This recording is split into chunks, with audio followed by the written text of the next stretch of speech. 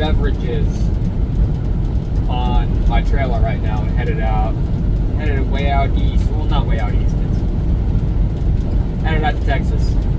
Headed east from California. Saw $6.99 for regular unleaded between Victorville and Bakersfield, California the other day. That was absolutely horrendous. Probably one of the highest that I've ever seen. You know, I don't know if it's just me, but does anyone else get the feeling that Joe Biden is either suicidal or insane or something along those lines? You know, maybe he is suicidal and he wants to drag the country down with him, kind of like one of those, if I'm gonna go down, everyone's going down with me kind of things. Because to me it seems like Joe Biden is doing absolutely everything he can in his power to piss off a lot of the world. Now, you know, he's already pissed off Putin by aiding Ukraine, and then his remarks on Taiwan. Yeah, I don't know if he's suicidal, stupid, ignorant, oblivious, homicidal, or all of the above.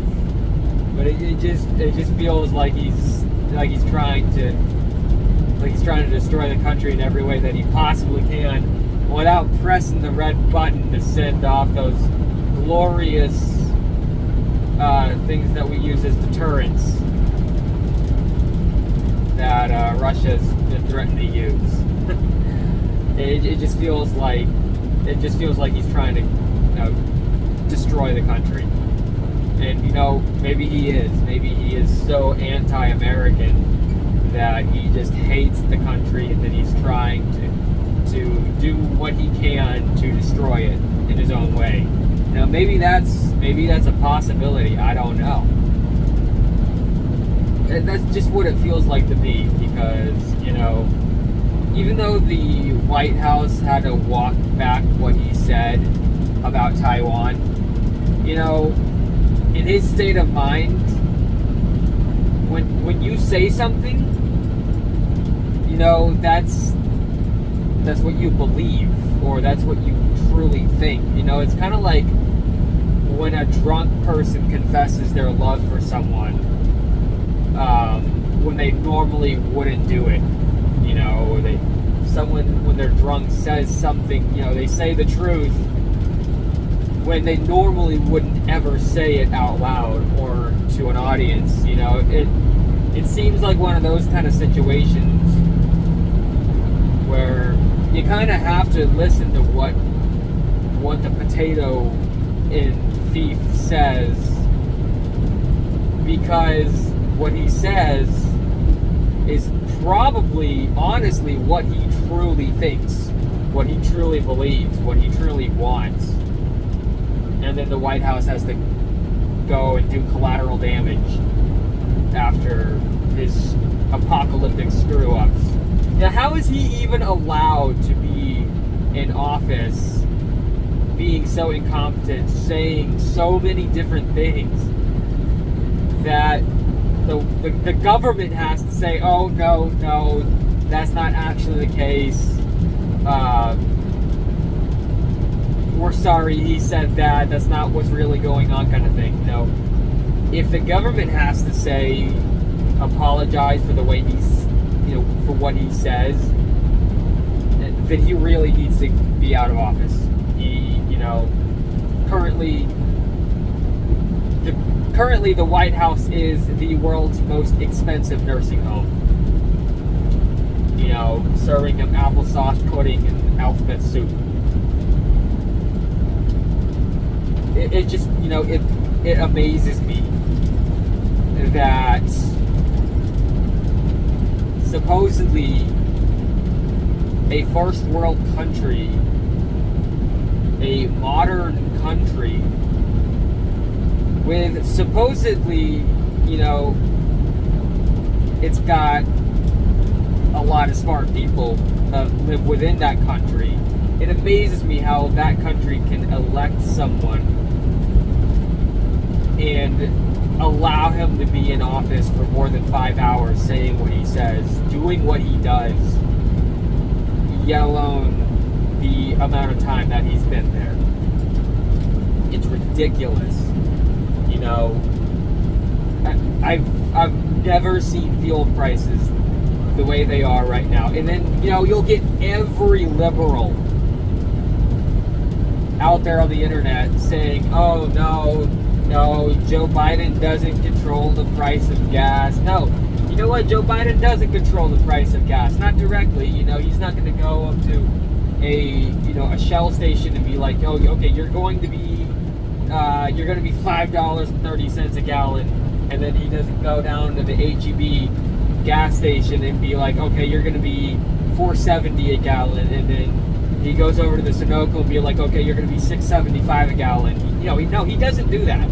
No, you're right. Or the liberals are right when they say he doesn't control gas prices because it's not controlling them directly.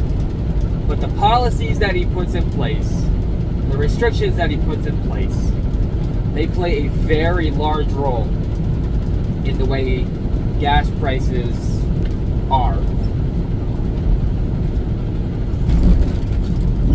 Good old Dr. Pepper.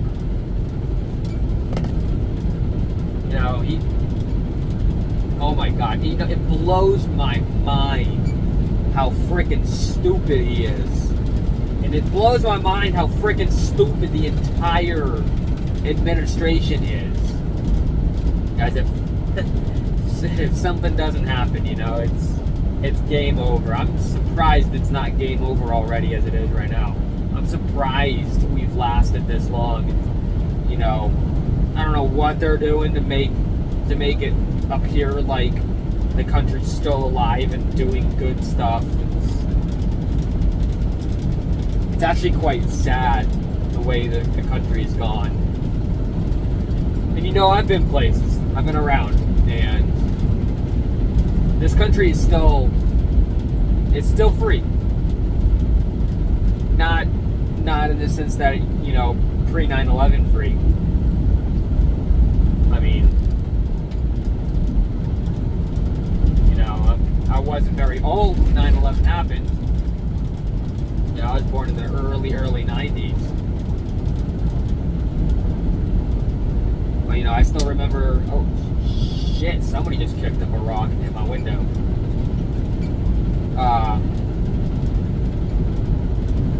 You know, I still remember, you know, certain things before 9/11. And I definitely remember 9/11 like, you know, like it was yesterday, but irrelevant, besides the point. You know, it just seems like they're kicking the can further down the road. They're doing little things here and there to help mitigate the fall or the collapse. And, you know, when it finally all does collapse, it's going to be so tremendously horrible because of the way everything is. You know, everything is broken. And when everything finally does collapse, it's going to be horrible. You know, and right now it's doing a slow collapse. It's doing a really slow collapse right now.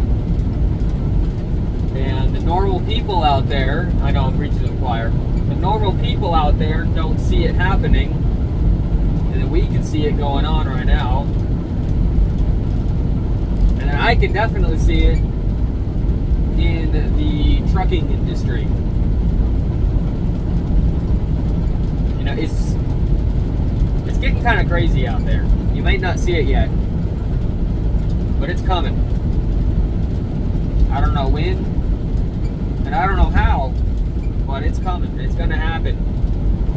And I just hope each and every one of y'all is ready for it. You know, something about along the lines of Joe Biden signing over the country to the WHO in case of another pandemic or something, that ain't good. You know, that's just one more nail in the coffin. You know, this country was, you know, it was supposed to be a free country. You know, back in the day it was. Things are, in the grand scheme of everything, you know,